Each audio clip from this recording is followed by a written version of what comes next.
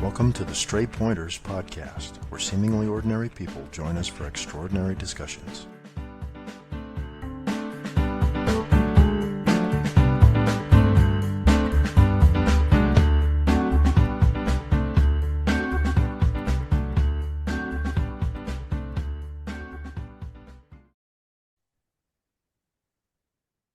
You're listening to episode 4 of the Stray Pointers podcast.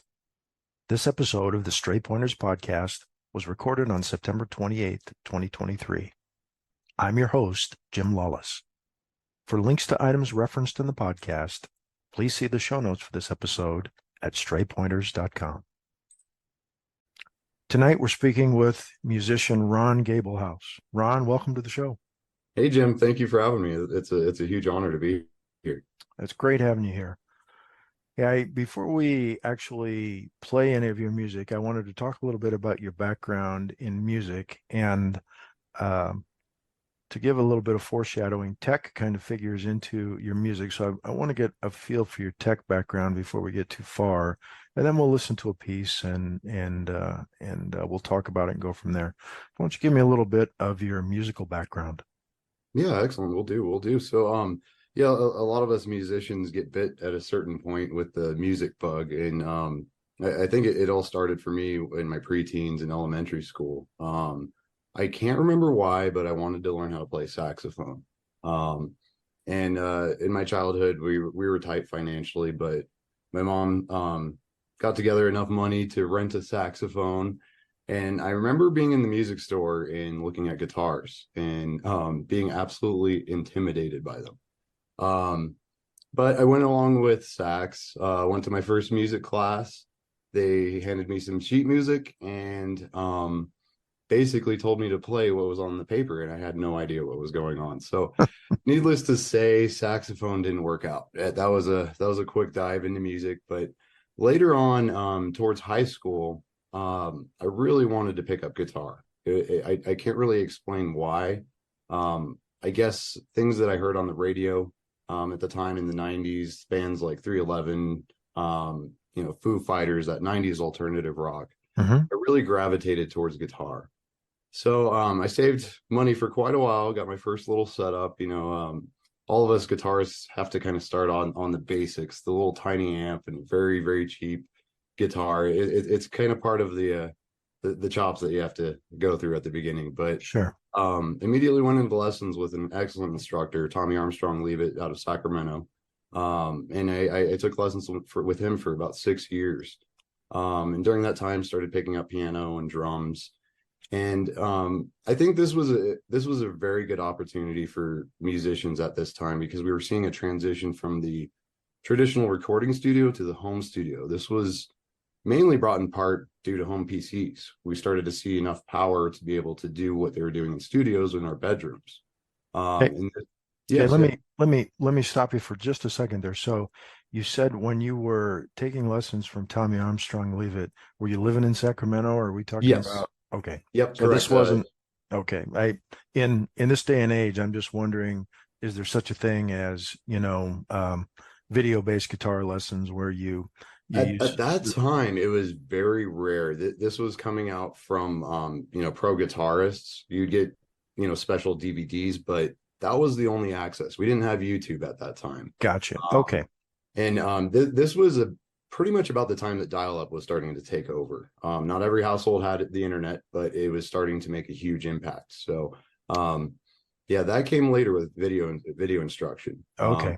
But even to this day, I would highly recommend one-on-one lessons. You can pick up a lot off the internet, but having that, in-person session is priceless. It really is. Yes. Okay. So before I interrupted, you were talking about the surge of technology and the prevalence of computers in the household. Right. It's incredibly interesting. We started seeing there's this tool called Pro Tools that was in every studio. And then it became available for public use. It was still incredibly expensive, but then we started to see shareware and a lot of open source at this time. And that really opened the door to bedroom recording. And that's where I really started to take off. And kind of self-taught in terms of quote unquote studio engineering. I'm still an absolute novice in terms of mastering and mixing and whatnot, but you learn by trial and error. Um, but you start to learn techniques from these online communities. And it was really interesting to see this transition because now that's becoming the standard. It's the studios are still there, of course, but more often than not, it's just a guy in a bedroom or a simple PC and a keyboard, a music keyboard, and they're able to produce incredibly professional productions. So your recordings at this time, I assume they were all digital and Yes, not yeah, to yeah. tape or anything. I've never done any tape or analog recording. It's always been in my world digital, straight into a PC. So what was that like in the 90s? Were It the was clunky. It was very clunky. sure. I mean, we had to, get certain adapters and sound cards that would make everything work. And now we have audio interfaces that are specifically designed for mics, instrument Sure. cables, and whatnot, and incredibly low latency. That was something that we always fought was latency back then. But over time it grew exponentially in terms of performance, to the point now where we have basically automation and AI built into our digital audio workstations. It's incredible. It's absolutely incredible. Okay, you've piqued my curiosity now. You said the Mhm. magic buzzword AI. So Right. how does AI currently figure into something It's like that? it's not incredibly smart AI. It's basically how to describe it. I would say back in the day when you had tape recording, huge mixing consoles, you would have somebody manually manipulating levels, EQ. Now you can preset your entire song, every track before you record everything to already pre-mix everything. And you can set up various chains in terms of compressors, levelers, um, and you you basically click a button, record, and you're already in a professional sounding recording zone. It's it's almost similar to the world of CGI. Back in the day, it was a lot of manual work, keyframing and whatnot. Now they have all these tools that automate a lot of what they used to do. So you see the same kind of areas in music. Okay, so the tech became something that you had to master kind of along the way here. Definitely. How did that evolve? When did you first get into full disclosure here? Ron and I work together. He is a Windows system admin extraordinaire. So Thank you, Jim. I know what his current technical skills are. So let's go back a bit Yeah. and talk about what were some of your early dealings with tech Yeah. In terms of music or tech in general? in general. In general, I think like a lot of us nerds, we start tinkering with electronics at an early age. We have that curiosity to take things apart and put them back together again. I was doing that at a very young age, but honestly, I was late to the world of computers. I got my first. Were you an electronics hobbyist before that then? I wouldn't say hobbyist, just more of I wanted to understand how things worked, and to be able to hopefully grasp what the internals are that make, for example, an old line phone work. So Um, no Radio Shack kits or Heath kits or anything like that? no, unfortunately not. Unfortunately not. I would have liked to do that, of course, as a kid, but we were pretty tight financially. So yeah, I didn't really get into the modeling world or anything like that. But yeah, it was stuff I was interested in, no doubt. I always loved sciences and whatnot. But yeah, I got my first computer in high school, I believe it was. It was an old compact Presario. And all of my friends had already been on the internet, AOL, for quite some time. So I was a little bit late to the game, but um, this is where it really started to take off with music, both because I was studying under Tommy Armstrong Leavitt, but also learning how to use these digital audio workstation tools. And one of the first ones that I was using was Buzz Tracker, and this was entirely open source, and the entire community worked on it. Developing things like effects and synthesizers, digital synthesizers and whatnot, completely hand built from the ground up. And it was a pain to learn. It was a pretty difficult program. This is before we had automation and music production, of course. Um, but that's where I got my chops, and a lot of guys my age did. Um, and yeah, you see it in bands today, especially in the progressive metal world. These guys just doing the entire production in their apartment, including drums. A lot of the drums are completely digital in recordings these days, and they sound amazing. It sounds like the real deal. But it's all these things in terms of modeling and AI and automation that's made it incredibly easy to do what we can do today. And it's incredibly cheap too. These things used to cost thousands and thousands of dollars. Now you can get a license for incredibly, robust tool for about $60. Really? Yeah, it's amazing, and it's way more powerful than anything we had in the '90s, of course. So, Well, I tell you what, let's take a listen to one of your tunes. You've got a song here called User Error, and the links to the YouTube presence for all of your videos will be in the show notes, for this episode. I would encourage everyone to go look at the YouTube videos, and we're going to talk about this in a bit, because not only is there music, but there's a visual element to what Ron puts together. I really am having trouble, other than calling it a video, giving it a name. But let's listen to a tune here, an original called User Error.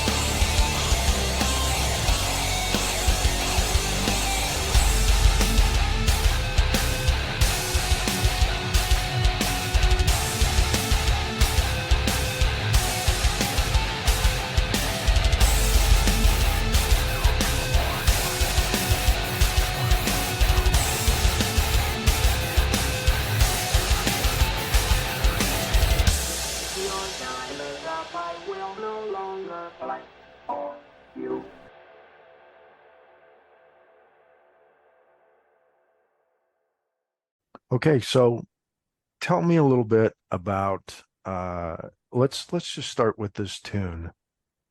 What goes into putting together a tune like this? You've obviously got to do some songwriting. Right. Well, a lot of And it, Yeah, I think it starts with experimentation. This song in particular was heavily influenced by what was going on at the time, where you started to see guitars shifting into more of the electronic space, more of like electronic dance music. And an example that comes to mind is a band called Pitch Shifter. Their guitarist Jim Davies did really interesting things with his sound. For example, using wah wah pedals, but we still don't really understand how he quite did it.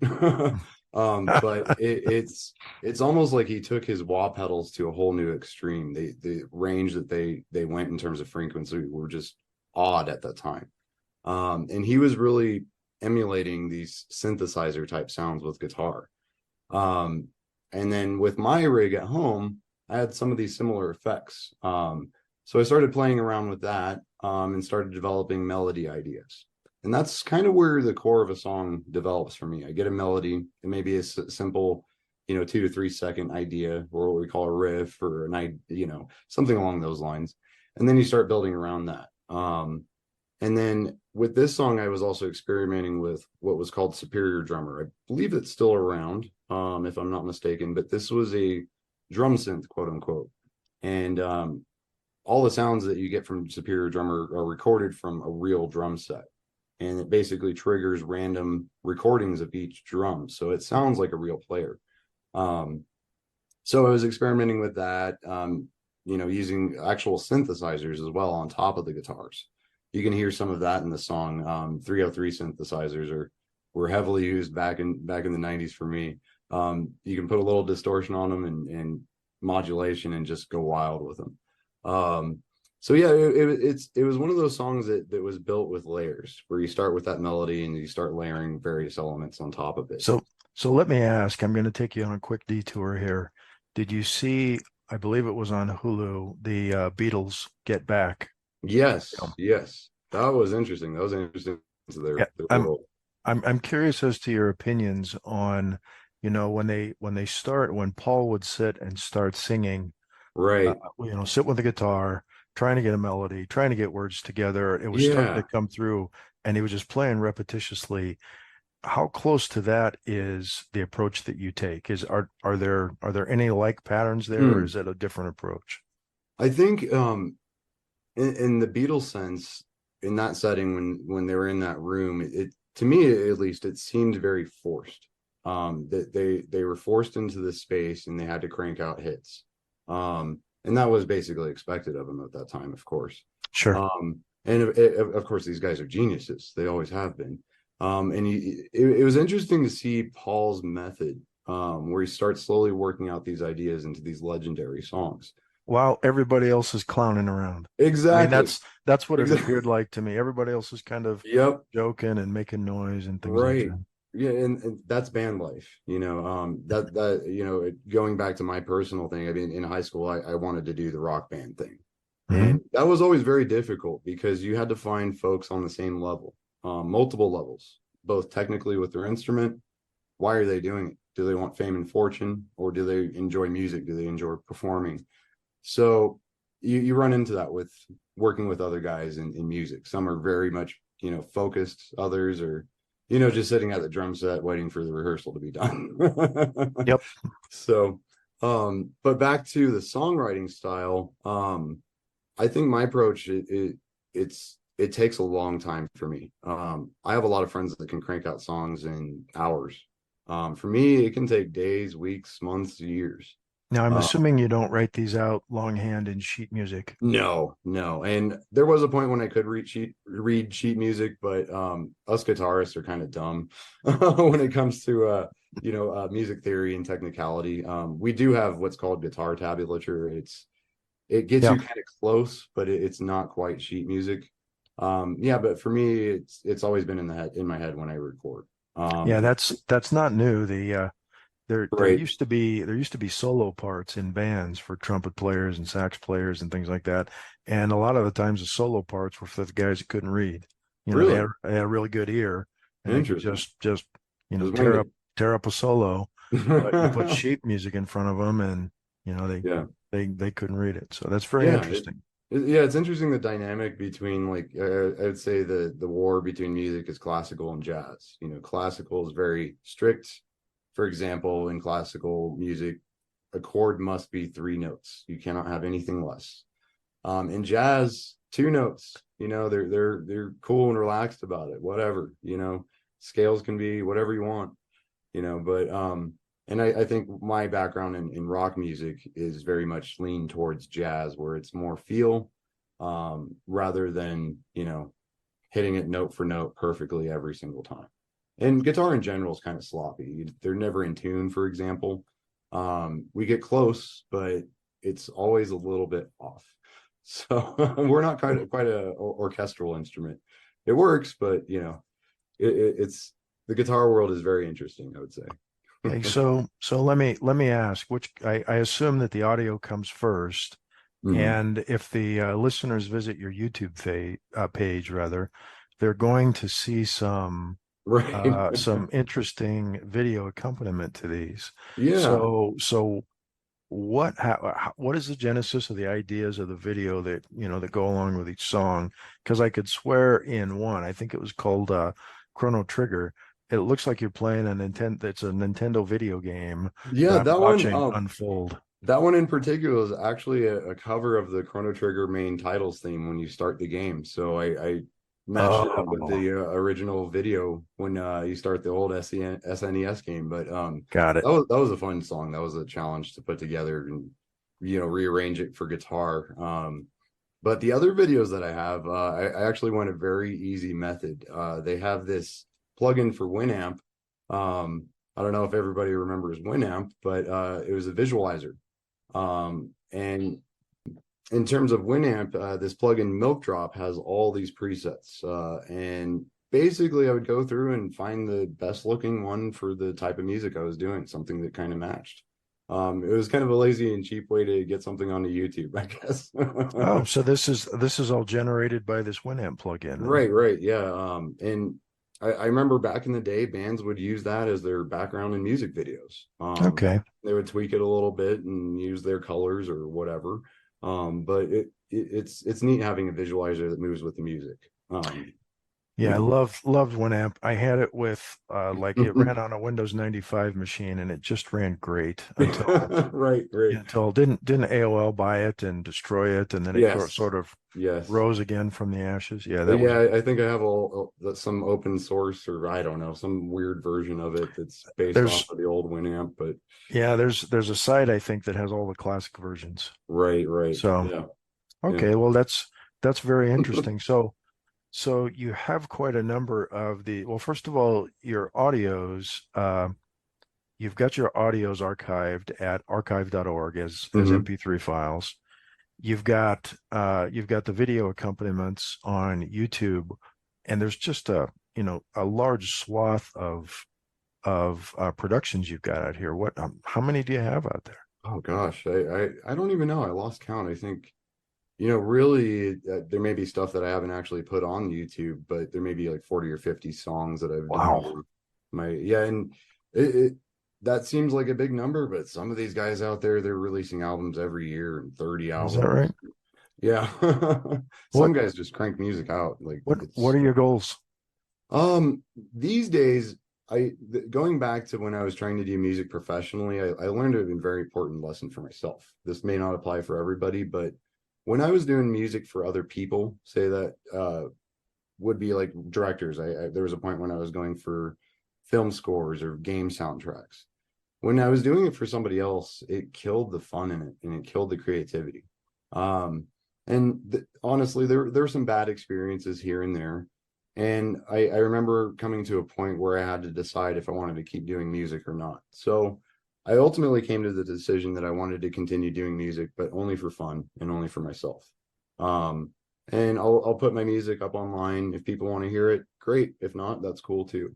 But for me, it's never been about trying to get famous or make money. It's just have fun, create. And these days, I haven't written much. I'm more in back into study mode. I'm trying to catch up with these modern guitarists. These guys are doing some absolutely crazy stuff. So I've been studying a lot lately, and I hope that someday soon I'll get the itch to start recording again. I've got some ideas floating around in my head, and then we'll see how it goes from there. But I think I've learned a lot and matured, and it'd be interesting to go back because um, as I listen to these old songs, there's a lot of lessons and mistakes that I can hear in terms of levels and whatnot. But it's part of the growth of a musician. Um, Sure. but yeah, it's an interesting journey to say the least. So have you had reactions on specifically on the music that you're putting out on YouTube and the MP3s that you've archived? Here and there, here and there. I honestly I don't get many hits these days, but I don't market very much, if anything at all. But I've searched for myself out there online, and I've seen people use my music for, video game mods. I forget what game it was, but I remember back in the day people would mod Half-Life and build a whole new game. So of course they'll need open source music. So my music is available for anybody to use. I don't charge for it at all. Just all I ask for is give me credit.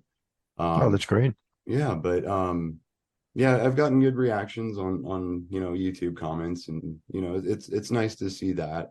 I always love creative criticism too. I always want to improve, and if there's something that bugs somebody, if there's a tone to a snare drum that I need to work on, I love to hear it. It's part of growing. So. That's Yeah. great. Yeah. Well, Ron, I wanted to plug your site. You've got a site called solarianstudios.com, and that is Solarian studios.com. I'll have the link to that in the show notes here and a few other links. Um, any stories in closing, any interesting Hmm. anecdotes about the journey to where you're at now? Gosh, yeah. I mean, there's so many little stories there. I think one of the biggest things that stands out to me in the history of music is the opportunities that it's opened for me. I remember in high school I was able to go to a performing arts program in Cal Arts in Valencia in LA.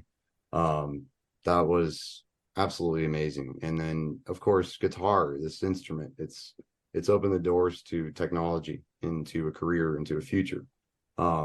I had to learn, yeah, at some point that it's very hard to make money in music. So Yep. um, I love to still have fun with it, but it got me into computers and technology, into a foundation that honestly, I'm not sure if I didn't have music, would I have gone this route. So I'm very grateful for the education, the people that I've, come across, the experiences with other fellow musicians, and this growth in technology that we've seen in music. It's tremendous, and I'm excited to see where it goes. We're seeing amazing things these days. It's always evolving. Very good. Well, Ron, thank you for being on the podcast this evening. I appreciate your time. Well, thank you as Um, well. This has been absolutely amazing. yeah, So, this is also a labor of love for me, much like your music is. So yes, I can relate. I appreciate your time, and we'll have to have you back on and talk about music again. Thanks sounds for coming good. on. All Yeah, I'm right, game anytime, all anytime. Thank right, you, Jim, and looking forward to how the podcast develops. This is exciting. great. I'd like to thank Ron for joining the show this evening. It was great having him on the show, and I'd like to thank you all for listening in. Let's do this again soon. Take care.